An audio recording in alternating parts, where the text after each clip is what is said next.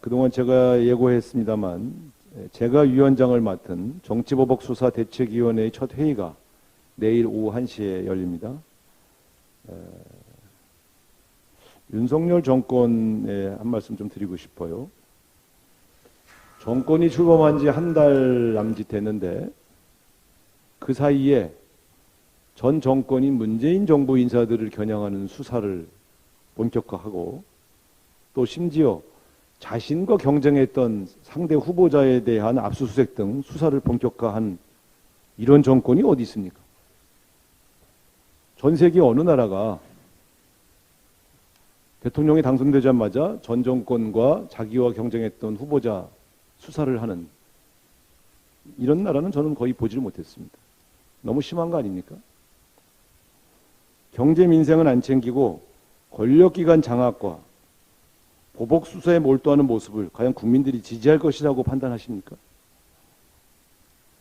앞으로 이런 움직임이 지속된다면 정치보복수사대책위원회를 중심으로 강력하게 대응할 것을 경고합니다. 윤석열 대통령의 인사에 국민들이 실망하고 있습니다. 연이은 부적격 인사 강행은 정권의 지지율을 추락시키고 있습니다.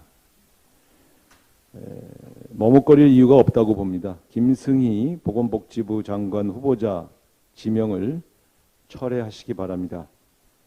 현재로 봐서는 김승희 보건복지부 장관이 스스로 자진 사퇴할 가능성은 없어 보입니다. 억울하다고 하시고 실무자의 실수라고 하시고 변명으로 일관하는 모습을 보니 대통령이 좀 나서야 한다 이렇게 주장합니다. 일각에서는 인사청문회를 열어서 해명 기회를 주자 이런 의견도 있습니다만 수사 의뢰한 사안을 국회에서 해명 기회를 주는 것은 전례가 없는 일입니다. 그런 측면에서 이 문제에 대해서는 답이 나왔다 이렇게 보여지고요. 조속히 대통령께서 결단하시기 바랍니다. 만약에 김승희 장관 후보자의 지명을 강행하시면 이 정권의 지지율이 급락할 것이다 하는 점 다시 한번 강조하고자 합니다.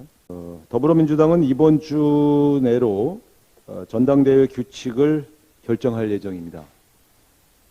제가 사전에 논의된 내용을 간단하게 보고를 좀 받아봤습니다만 가장 중요하게 논의되고 있는 내용은 대의원, 권리당원 그리고 국민들의 그 반영 비율이 어떻게 할 거냐 이게 가장 주요하게 논의되고 있는 내용으로 보고를 들었습니다. 두 번째, 지도체제 문제가 뭐 요즘 굉장히 핫 이슈 아닙니까? 지금 당 게시판과 저에게 보내는 문자 내용에서도 이 문제에 대한 여러 가지 의견들이 피력되고 있는데 지도체제는 현재의 단일성 집단지도체제를 유지하는 것으로 의견이 모아지는 것으로 얘기를 들었습니다. 그래서 대표의 권한을 약화시킨다 이렇게 우려하시는 분들은 크게 걱정하지 않으셔도 된다 이렇게 제가 말씀을 드리겠습니다. 한 가지 제가 좀 주문한 것은 최근 몇 년간 최고위원들의 구성에 영남, 호남, 충청 등 지역을 지역구로 하고 있는 국회의원이나 정치인들의